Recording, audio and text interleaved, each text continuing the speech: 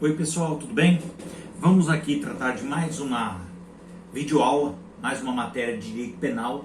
Estamos aí em Direito Penal 5 e nós vamos tratar hoje do último crime, né, que tem alguma conotação sexual, tá? É o artigo 234 do Código Penal. De novo, eu peço a vocês que tenham o Código Penal aí, né, em separado, para que possam acompanhar nossas aulas com mais facilidade. Nós vamos falar do 234, que seria escrito ou objeto obsceno, tá? O que diz o tipo penal do 234? Ele fala assim, nos termos dele: fazer, importar, exportar, adquirir ou ter sob sua guarda para fim de comércio, de distribuição ou de exportação, exposição pública, escrito, desenho, pintura, estampa ou qualquer objeto obsceno. A pena é de detenção de 6 meses a 2 anos ou multa. Veja que é uma infração de menor potencial ofensivo, porque a pena máxima não ultrapassa 2 anos, tá certo? Muito bem.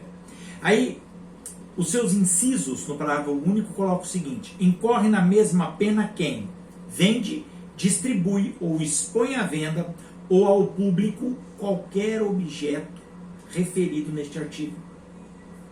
2. Realiza em lugar público ou acessível ao público representação teatral ou exibição cinematográfica de caráter obsceno ou qualquer outro espetáculo que tenha o mesmo caráter.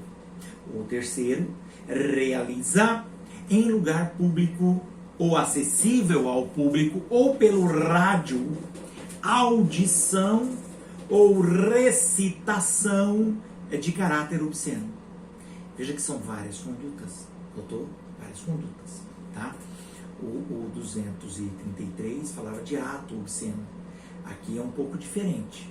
Aqui o que nós temos são escritos ou objetos obscenos. Muito bem, vamos lá. Pessoal, de cara à objetividade jurídica aqui, vamos fazer como sempre aquela classificação típica que eu faço com vocês. E aqui eu vou tentar ser o mais sucinto possível, porque de novo vocês têm que já ter na mente isso. O objeto jurídico aqui, que é tutelado, é o pudor público. Pudor público não é especificamente mais a dignidade da pessoa, a dignidade sexual da pessoa, a liberdade sexual, não. Aqui estamos no pudor público. Muito questionável tudo isso, vamos falar depois. O objeto material, quer dizer, o objeto de estudo, o objeto deste crime, seria aí o escrito ou a escrita, né? O desenho, a pintura, a estampa, ou qualquer objeto que seja obsceno, revestido aí de uma conotação sexual e atentatória ao poder público, ao pudor público, tá? São coisas materiais, né, objetos propriamente ditos, né, corpóreos, com o emprego da expressão de qualquer objeto. Quando ele fala qualquer objeto obsceno, mas tem que ser um objeto, tá? Ele tem aí um caráter exemplificativo, percebe? O núcleo do tipo, você percebe que são muitos, né? Nós temos vários núcleos.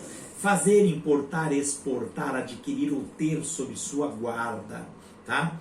Os verbos são muito simples, pessoal, não tem aí maiores conotações, né? Talvez o que a gente tenha que chamar um pouco de atenção seria o adquirir, né? Que é obter a propriedade de um bem, né?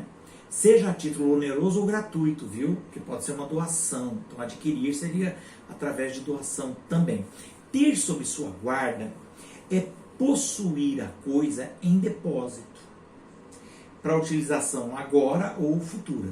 Tudo bem? É o que a gente chama de tipo penal misto alternativo, porque nós temos vários núcleos, ou crime de ação múltipla, ou crime de conteúdo variado. Perceba que os nomes são vários, e a gente está falando os nomes para ficar mais fácil de guardar. Tudo bem? Quer dizer, o sujeito tem vários verbos ou vários núcleos do tipo em que ele pode se encaixar.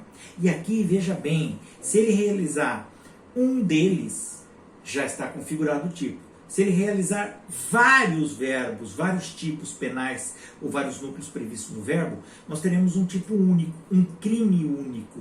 Percebeu? Então, isso é importante nesses tipos penais múltiplos ou mistos ou alternativos, tá? Se o sujeito realizar várias condutas, ele comete um crime só. Muito importante isso, a lembrar, por exemplo, os crimes de tráfico de droga. O tráfico de droga nós temos ali no artigo 33 do tráfico, é uma lei específica, não é o Código Penal, nós temos 33 verbos, né? Verbo para chuva. O artigo 33 da lei de drogas tem 18 verbos, é um monte de verbos, e se você realizar vários deles, é um crime só. Óbvio que conforme você realize mais crimes, isso vai ser considerado pelo juiz na hora de determinar a pena, tá? Isso pode subir a pena. O sujeito ativo deste crime, né, descrito, obsceno, é qualquer pessoa, é crime comum, tá bom? Em geral, então qualquer um pode ser. Também quanto ao sujeito passivo, que é muito importante. Quando a gente fala que a objetividade jurídica é o pudor público, a vítima aqui não é uma pessoa especificamente, é a coletividade, é a sociedade. Por isso, muito importante, gravem, a gente fala que esse tipo de crime, cuja pessoa, sujeito passivo é a coletividade, a gente chama de crime vago. Crime vago é aquele crime cujo sujeito passivo é a coletividade. Tudo bem? Tá ok?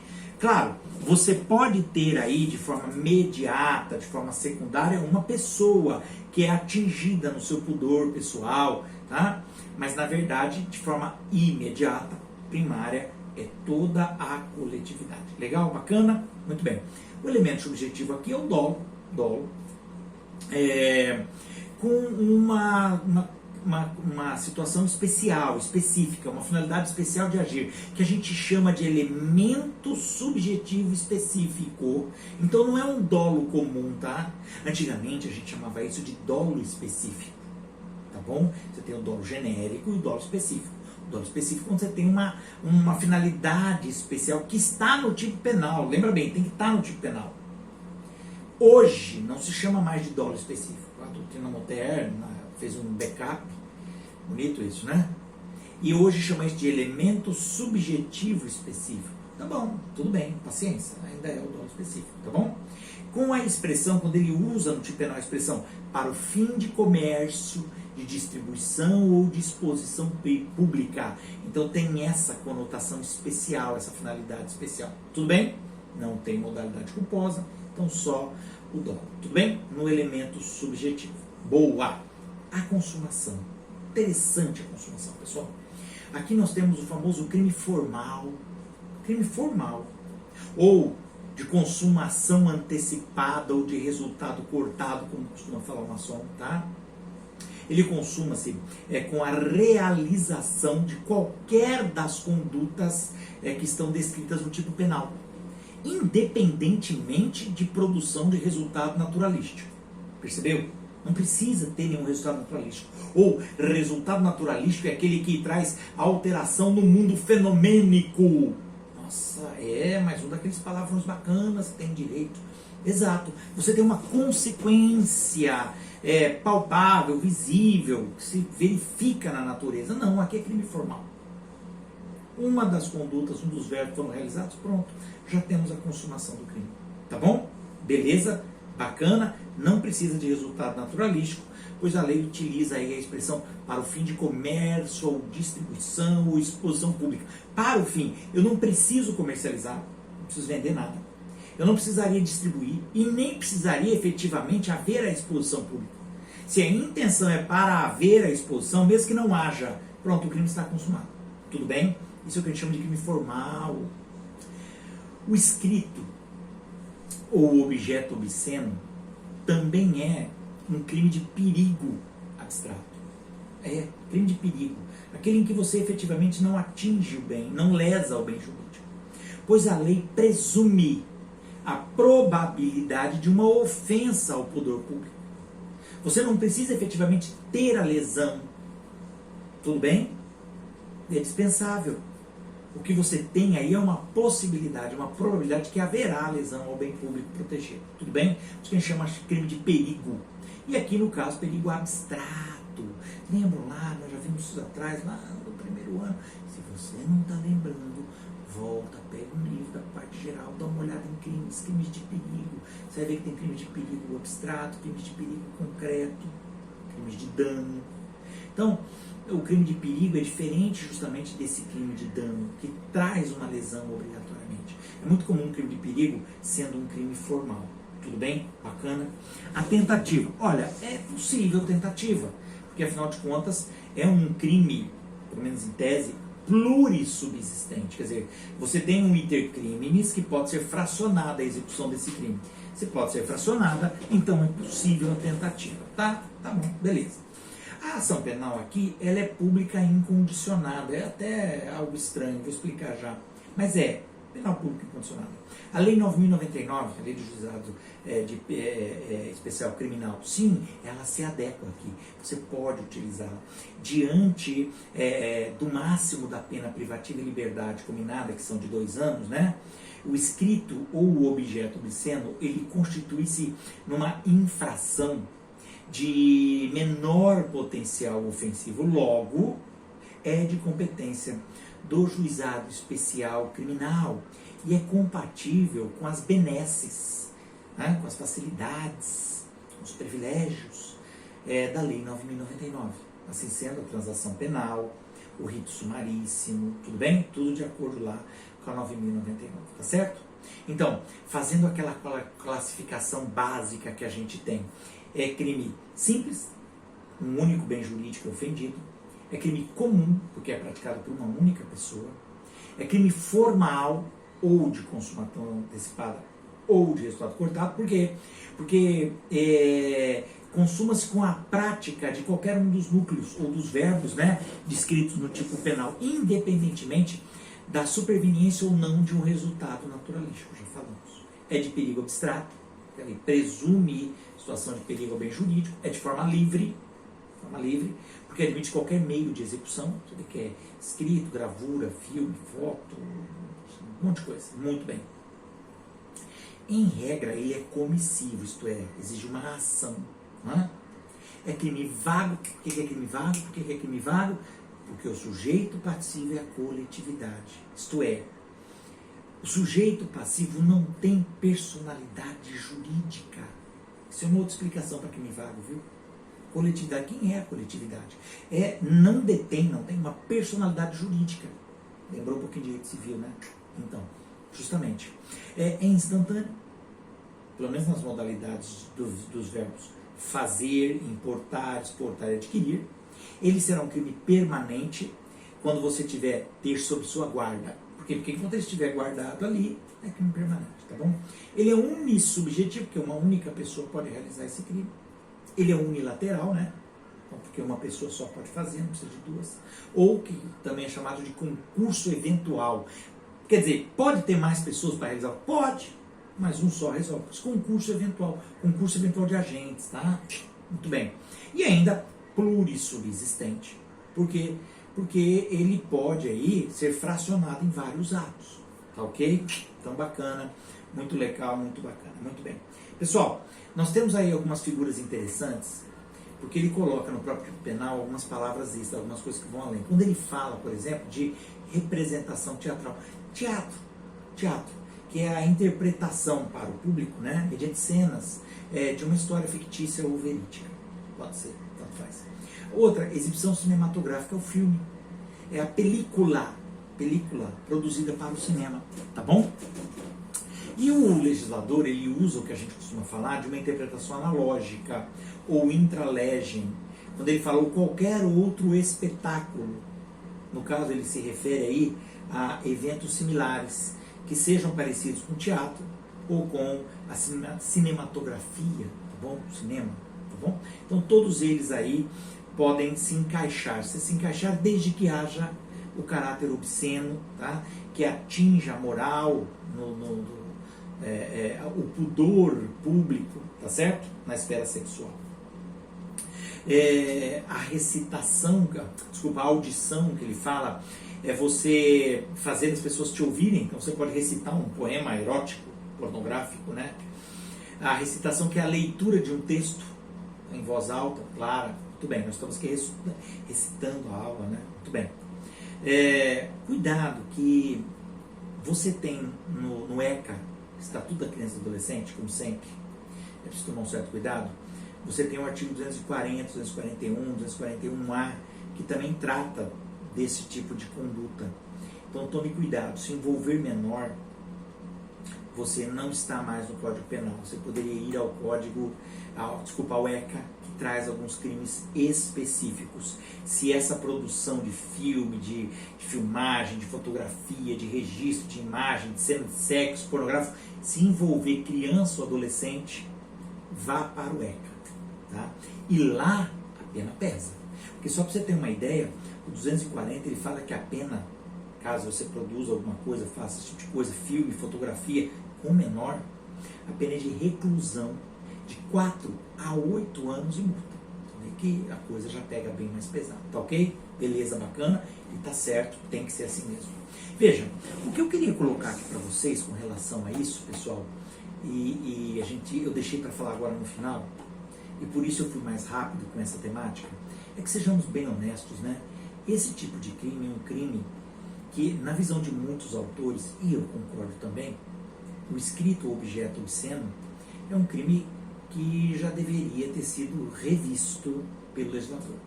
A gente está cansado de ver que isso existe constantemente.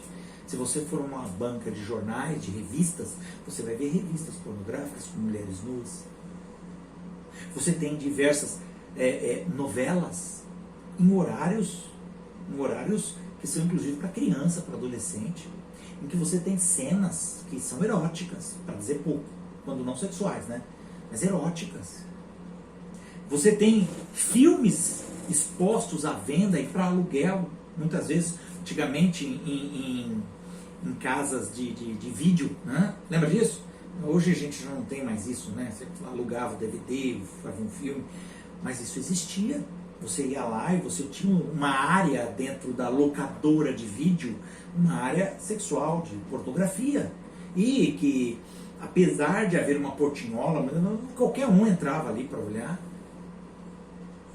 Você tem a internet mais do que qualquer uma, abarrotada de pornografia e, em tese, pornografias e sites que deveriam ser, na verdade, apenas para adultos. Mas não tem como você controlar quem está vendo. Muito pelo contrário. Né? Você tem, por exemplo, as lojas de sex shops. Né? Sex shops. São para adultos, eu concordo. Mas, veja, ferem o poder público, fere. Se você entrar ali, você vai ver coisas do balacobaco. Agora, raciocina comigo. Já não era tempo do legislador ter analisado isso? Quer dizer que eu vou prender o dono da banca de jornal porque tem uma revista pornográfica de mulher pelada? Entendeu? Vou prender o dono da loja de sex shop? Sendo que aquilo ali são produtos que, sei lá, casais adultos podem usar? Vou prender o dono da videolocadora? Ou quem faz vídeos? Porque você tem aí, inclusive, películas cinematográficas, vamos falar, filmes, com produção cinematográfica, com contra-regra, com gente olhando, com diretor, mas tem história. O filme tem história, por incrível que pareça. Não é só ai, ui. Tem história. Quer dizer, tem um diretor. Tudo isso envolve um monte de pessoas, produção. E aí, como é que faz? Não é crime? Por que não é crime? Se são atos obscenos, cenas de sexo, tudo obsceno. Porque na verdade tudo isso existe. E se um delegado, um policial for e prender esse pessoal, possivelmente esse policial responderá por abuso de autoridade. Ué, João, mas então se tem tudo isso e é crime, está no 234, então.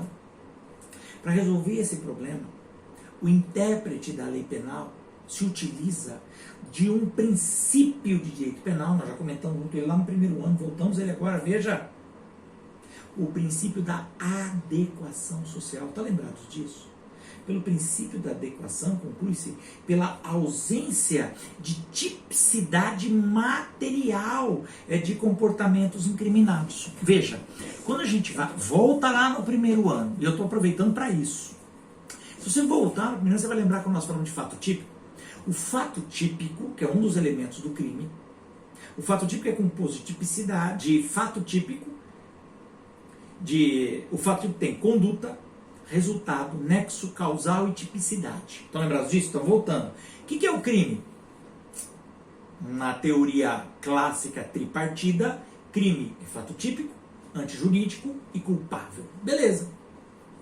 Dentro do fato típico, você tem conduta, nexo causal, resultado e tipicidade.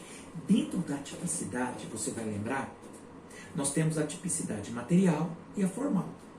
Quando uma conduta se adequa, teoricamente, a um tipo penal, nós temos lá a tipicidade formal, sim, formal. Mas e a material? É na material, quer dizer, na matéria da conduta, se aquilo realmente é crime, é que entra a adequação social. Ó, presta atenção. O 234 é usado? Não. Você não vai ver o delegado indo pegar dono de locador e prender, o dono do sexy shop, o dono da banca, nem entrar durante uma filmagem de um filme pornográfico e prender todo mundo. Não vai fazer isso. Por quê? Porque hoje há uma adequação social. A sociedade aceita essas condutas. Você tem que lembrar que nós estamos falando de poder público. Pudor público. Pudor público. Uma coisa muito subjetiva. Em 1940, quando foi feito esse tipo penal, havia uma outra ideia de pudor público. Entendeu? Naquela época não haveria nem comercial de calcinha e sutiã. Porque como é que você vai mostrar uma moça de calcinha e sutiã numa revista, numa TV? E hoje é normal. Entendeu? Os valores sociais se alteram. Entende?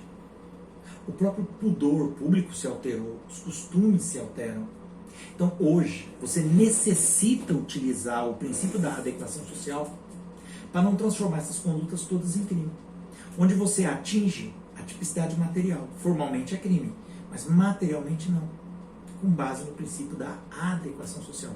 É uma situação que a sociedade aceita. Aceita hoje. Claro, de verdade, o legislador devia voltar e, veja bem, abolir esse crime. Situação, é caso de abolitio criminis. Deixar de ser crime. Porque existe, claro, conduta geral, é óbvio que se tudo isso que eu falei envolver criança, adolescente, se alguém for coagido, obrigado a fazer um filme pornográfico, isso é um estupro, entendeu? Aí é outra coisa, óbvio. Mas se estão todos adultos, se os adultos fazem esse filme, as pessoas ganham para isso, ciência. Há o princípio da adequação social, que também aqui entra para casa de prostituição, entendeu? Casa de prostituição, se você for ver, há uma aceitação social. A polícia sabe onde tem casas de prostituição, poderia prender todo mundo, mas o princípio da adequação social, que retira a tipicidade material do crime, entendeu? Atingindo o fato típico, logo deixa de ser crime. Tudo bem? Eu estou aproveitando, esse é um tipo penal que a gente costuma comentar muito, mas eu estou aproveitando para colocar essas informações para a gente fechar essa parte. Próxima aula, nós trataremos de um outro título. Vamos começar a falar dos crimes contra o casamento. Yes! Tá legal?